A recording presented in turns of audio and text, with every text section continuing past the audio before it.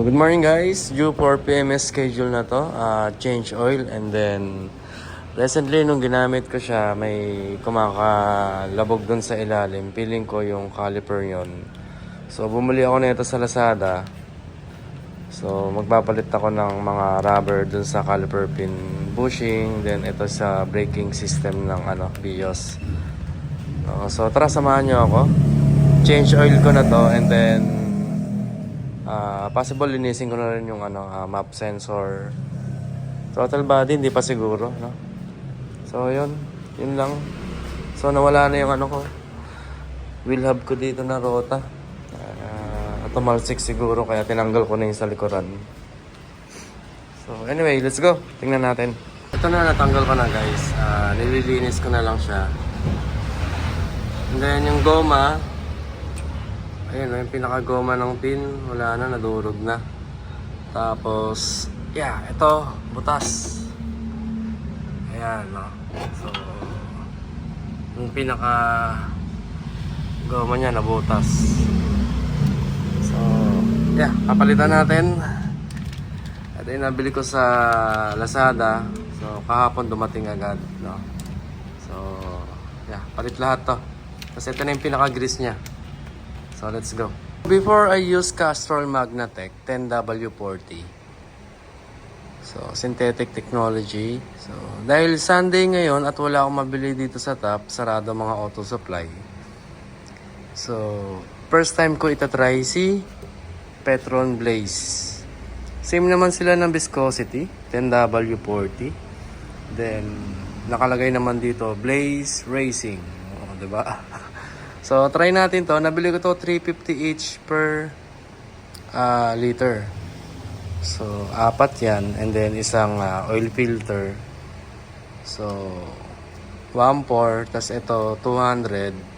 250 siya, 200 tawaran ko. So, 1.6 lahat. And then, throttle body cleaner. Then, degreaser. Bumili na din ako. So, ayun, no? So, palit tayo ng brand. So, feeling ko okay naman. So, naglalagay lagi ako ng date dito.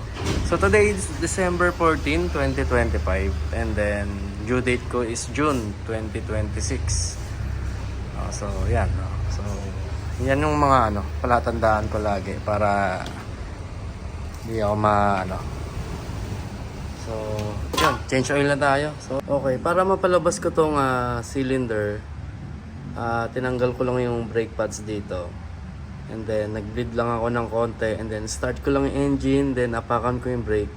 So, hopefully, lumabas siya ng mas okay, no?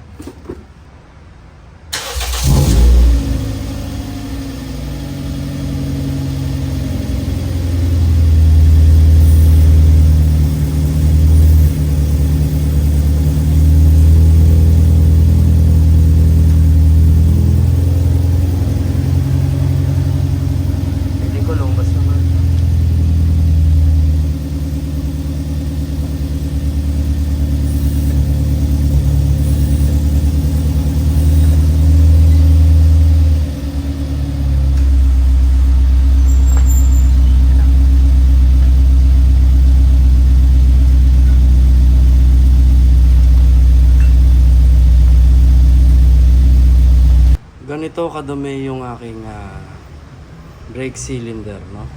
Hirap tanggalin kanina, no? Puro kalawang na. Tapos yeah, so palitin na talaga siya. So ito, lilinisin natin loob na ito. Pakadumi, oh.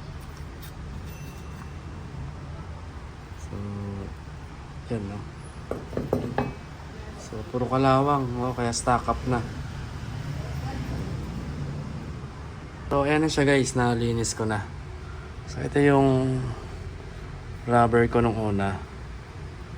So, kinalawang na, may butas na. Hindi ko alam kung gaano katagal to eh. Siguro nasa 50,000 kilometer din yung tinakbo na ito. So, ito na siya, no? Nalinis ko na. So, ayan, no? So, niliha ko lang nung pinakapino para matanggal yung mga libag-libag or Scotch Brite. Then palit tayo ng boots ba tawag doon? Then ito yung sleeve niya dito para dito, no? Then ito yung grease na gagamitin ko, nakasama na binili ko dun sa Lazada. So yan, no? So sasalpak ko na siya, guys. Okay, so dito medyo nahirapan ako eh. Wala siyang, nung tinanggal ko, wala siyang lock. So ito kasing pinakalabi niya. Dapat ma-shoot ko dito sa kanal niya. Marvelous yan. So itong technique na to, nakita ko lang sa YouTube. Ganito niya ginawa. And then pinasok niya. So try ko lang. So medyo nakakaduling. Sana mapasok ko.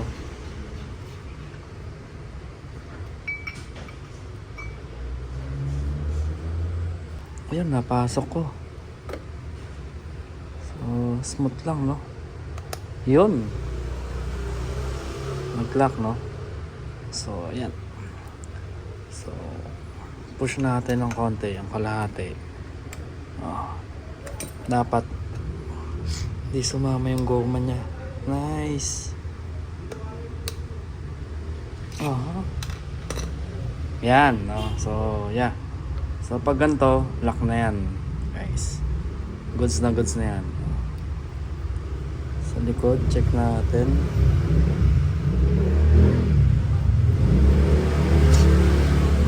So yan. So ayun, no, na-shoot ko din. So trial and error lang, hirap pero para hindi siya magkaroon ng leak. So ayan, so sealed na siya. So pwede ko na siya ibalik. Yan. So ayan, no, nakakabit ko na yung nito. Pin. So dapat nakasealed siya, no. Ayan. So ayan, maluwang. So ayan. Goods na to. Salpak na lang. Okay, let's go. Okay, ito. Kabit na natin. Actually.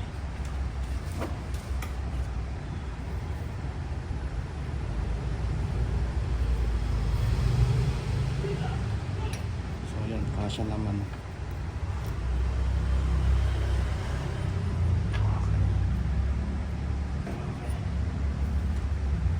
Tapos bleed na lang pagtapos.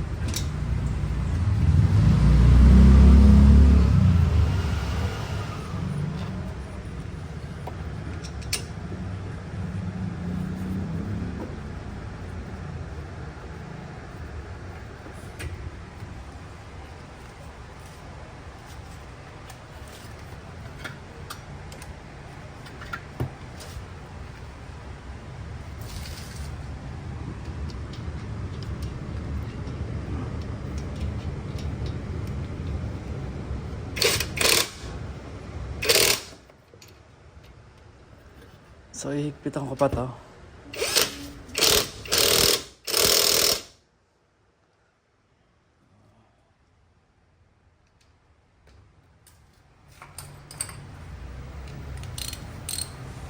Higpitan ko pa siya ng torque ko. Kamay torque.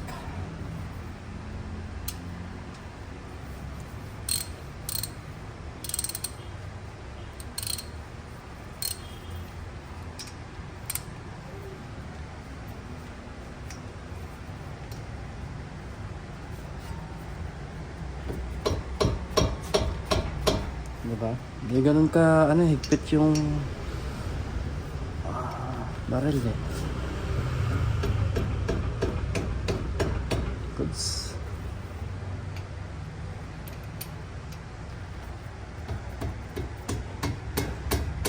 Okay, goods. So yun guys, no? Yeah, so sana okay na to. So, ganun din ang gagawin ko sa kabila and then change oil.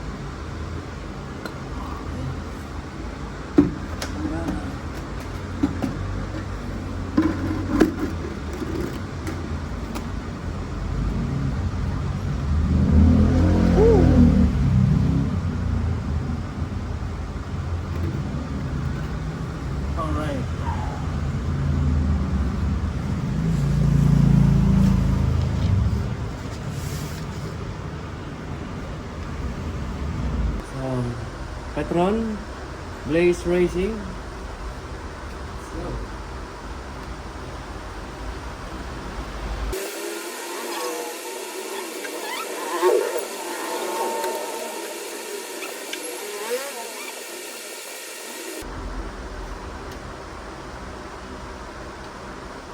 problema sa bote, hindi mo makita kung gano'n nakababa. So, pangatlo.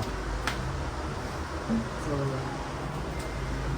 3.5 lang kasi ilalagay natin, kaya so, tansyahan na lang.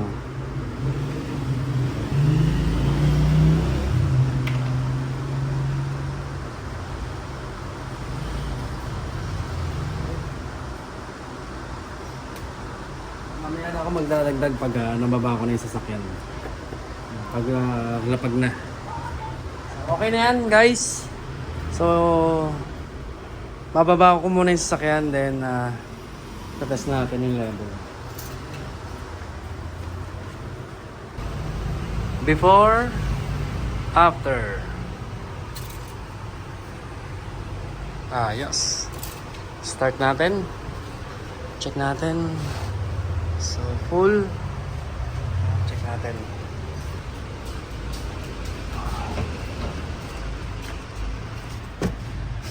Yes.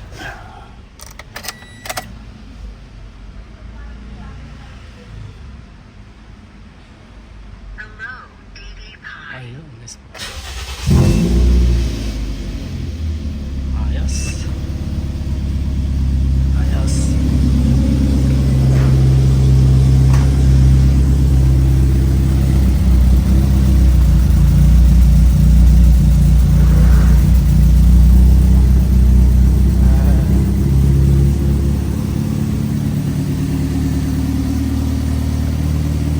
Ayos. So sana goods na yung ano ko, issue ko sa pangilalim. Malalaman ko na lang yung pag tinest drive eh. So thank you for watching. Subscribe and follow me sa YouTube, no? So shout out sa lahat ng mga car enthusiasts dyan, no? So soon, no, yung project ko nahinto. So ewan ko kung matutuloy ako sa ano internal so soon